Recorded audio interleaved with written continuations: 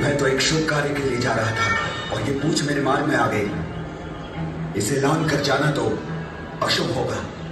ओ बौद्ध वानर, इस प्रकार मार्ग में निद्रामग्न होकर कोई विश्राम करता है क्या? चलो उठो, और यदि यहाँ विश्राम कर रहे हो तो अपनी पूछ से संपूर्ण मार्ग को अवरुद्ध करना सर्वथा अनुचित है।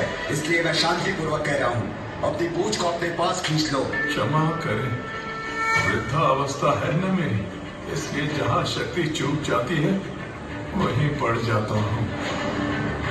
अब इस वृद्ध शरीर में इतनी शक्ति कहाँ है कि अपने इस लंबी पूंछ को संभाल सके।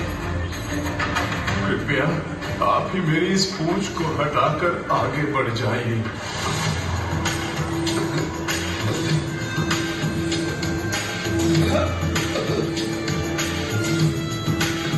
विचित्र युग है ये, जो दिखता है वो तो होता नहीं, और जो होता है उससे कुछ भी नहीं दिखाई देता है। तो फिर मैं कैसे ज्ञात करूं कि आप कौन हैं?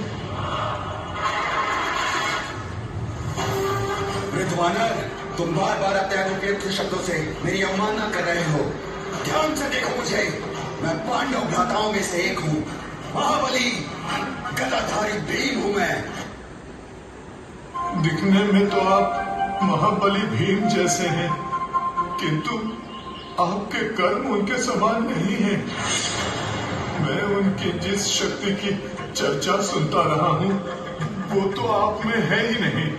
उसके विपरीत मुझे तो ऐसा प्रतीत हो रहा है जैसे कोई साधारण व्यक्ति हैं आप, जो माया से महाबली भीम का रूप धरकर इस वृद्ध वानर के इन नेत्रों को छलने का प्रयास कर रहे हैं। वृद्ध वानर, तुम महाबली भीम पर संदेह कर रहे हो? किंतु आप मेरी पूंछ को क्यों नहीं हटा पाए? चलिए कोई बात नहीं, कभी कभी अपार शक्ति भी व्यर्थ हो जाती है। अब देखो मैं तुम्हारी पूंछ किस प्रकार हटाता हूँ मेरे मार्ग से।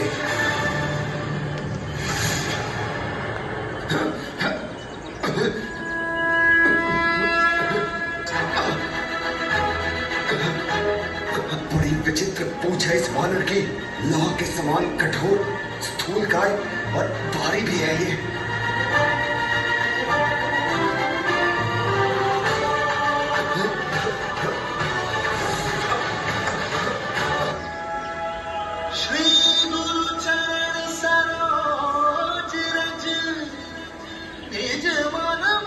कोई साधारण वानर नहीं है, इसका आभास तो मुझे हो गया था। मैं आपको कोई मायावी यक्ष या गंधर्व समझ रहा था, परंतु मुझे इस बात का पूर्ण विश्वास हो गया है, आप कोई देव हैं जो मेरी परीक्षा लेने के लिए यहाँ उपस्थित हुए हैं। मुझ पर बड़ी कृपा होगी जो आप अपना वास्तविक रूप मुझे दिखाएंगे। प्रभु, आप मुझे अपना वास्तविक परिचय दीजिए। जय श्री राम।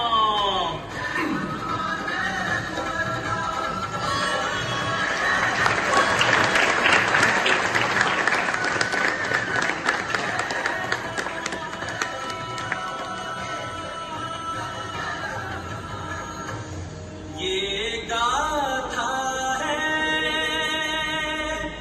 धर्म के सम्मान की, सब सुधि जन देखे लीला श्री हनुमान की। व्यक्ति का अहंकार उसे दुर्बल बनाता है, जबकि विनम्रता उसे महान बनाती है।